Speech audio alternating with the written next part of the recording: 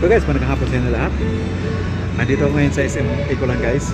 Tapos ko lang mag coffee break. Umorder na ako ng broad coffee at saka langka with OB flavor. Binili ko lang dito sa loob ng supermarket.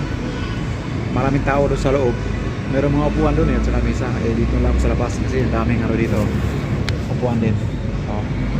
Saka lamisa. Sa mas presko dito kasi ang hangin dito ay sariwa. So guys, yung mga hindi pa nakakalam, ako'y wala na sa BP company guys. Mula pa noong March 31 nag-in ang aking contract kasi seasonal lang. It means seasonal lang, pero pwede pa akong bumalik after 3 months pagdating na may hiring na naman sila uli. So seasonal uli. So I'm planning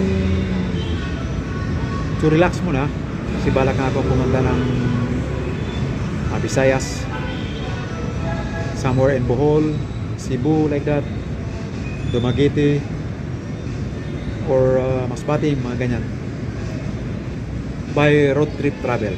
Mas malapit ako dito sa Ecolan Bus Terminal. So aralin ko yung mga biyahe guys, pero hindi muna ngayon kasi nga holidays. Mahirap sumakay pag ganitong holidays tapos summer pa.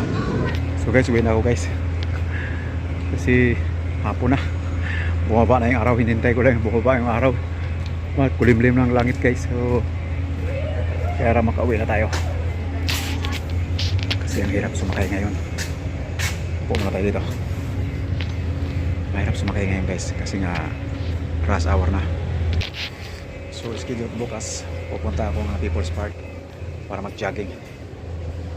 So ngayon, bago ko umuwi, kailangan kaya muna ako hapunan. Mag-rice ako kasi hindi ko nag-rice kaya tanghali.